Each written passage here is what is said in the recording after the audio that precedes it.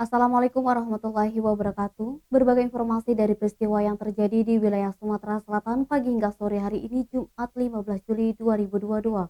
Terangkum dalam Sumikonya.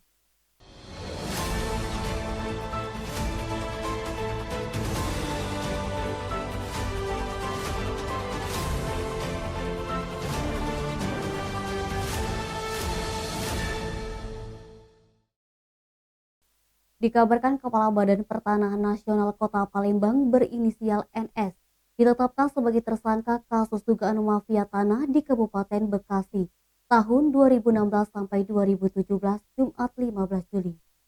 NS ditetapkan sebagai tersangka oleh Polda Metro Jaya bersama dengan dua tersangka lainnya yakni RS Kasi, Survei BPN Bandung Barat, serta PS Pensiunan BPN mantan Koordinator Pengukuran BPN Kabupaten Bekasi. Berdasarkan pantauan di kantor BPN Kota Palembang di Jalan Kapten Aripai, Kelurahan 26 Ilir, Kecamatan Ibi 1 Kota Palembang, Jumat 15 Juli, aktivitas pelayanan masyarakat masih tetap berjalan seperti biasa. Ketika hendak dikonfirmasi perihal penangkapan tersebut kepada pihak BPN Kota Palembang, salah seorang petugas keamanan mengatakan saat ini baik humas ataupun pejabat berwenang lagi tidak berada di tempat.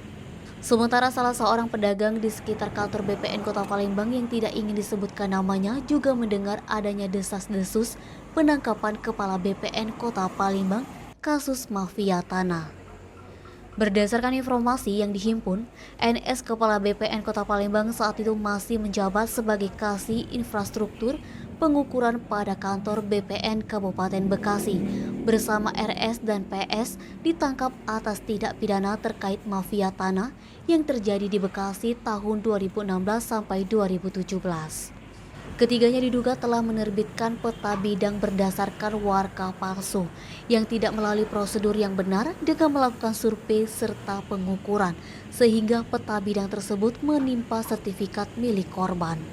Hingga berita ini diturunkan masih mencoba menunggu konfirmasi lebih lanjut kepada pihak BPN Kota Palembang. Fadli, Sumeko TV melaporkan. Sekretaris Daerah Kota Palembang Ratu Dewa menghadiri acara vaksinasi campak rubella kepada anak-anak di SD Negeri 143 di Jalan Kadir TKR Kelurahan 36 Ilir, Kecamatan Gandus, Palembang, Jumat 15 Juli. Ratu Dewa mengatakan vaksinasi campak rubella diberikan kepada anak-anak di SD Negeri 143 agar sehat dan berkualitas. Diharapkan akhir Juli kegiatan vaksinasi campak rubella dapat diselesaikan. Ratu Dewa menghimbau pemerintah kecamatan dan kelurahan di Kota Palembang untuk menggerakkan masyarakat melalui vaksinasi booster. Kepala Dinas Kesehatan Kota Palembang Dr. Fenty Aprina mengucapkan banyak terima kasih vaksinasi campak dan rubella dapat berjalan. Denny, Sumeko TV melaporkan.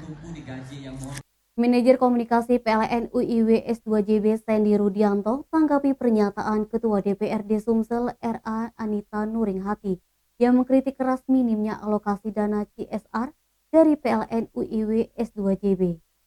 Menurut Sandy, besarnya bantuan CSR masing-masing unit di PLN memang tidak berdasarkan keuntungan laba rugi per wilayah. Namun kolektif secara keseluruhan dari unit PLN di seluruh Indonesia termasuk anak perusahaan.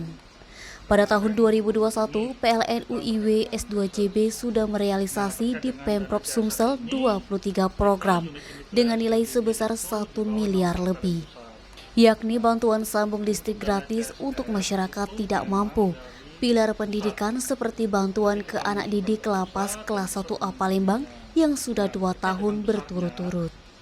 Kemudian pilar lingkungan seperti bantuan di air terjun Curug Bulu dan bantuan lain-lainnya. PLN sangat mementingkan aspek prinsip tanggung jawab sosial dan lingkungan untuk memberikan kemanfaatan bagi pembangunan terutama di bidang ekonomi, sosial, lingkungan, dan juga pembangunan hukum. Dikatakan Sandy Rudianto, PLN UIW S2JB telah berproses untuk menggunakan metode analis social mapping dalam memetakan kebutuhan bantuan sosial dan lingkungan agar bantuan yang diberikan memang dibutuhkan oleh masyarakat sekitar. Denny, Sumeko TV melaporkan. SMA Negeri 1 Payaraman memberikan berbagai materi unggulan kepada siswa barunya, seperti implementasi bela negara dalam pendidikan, kurikulum merdeka, bahaya narkoba, wawasan wiyata mandala, kewirausahaan sekolah, dan beberapa materi lainnya. Kepala SMA Negeri 1 Payaraman Sugiarto mengatakan, siswa baru tentu butuh suasana belajar yang nyaman di tempat baru. Selain itu, siswa baru juga harus diberikan pemahaman mengenai wawasan kebangsaan serta bela negara.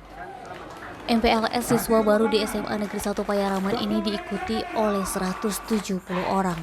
Selain Dewan Guru, SMA Negeri 1 Payaraman juga menggandeng pihak TNI dan Badan Narkotika Nasional Kabupaten Ogan Ilir untuk memberikan materi kepada siswa baru.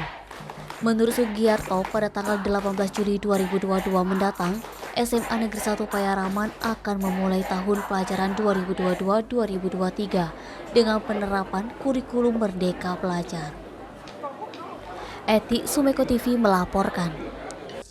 Demikian Sumeko News hari ini. Jangan lupa like, komen, dan subscribe channel YouTube-nya Sumeko Official. Wassalamualaikum warahmatullahi wabarakatuh.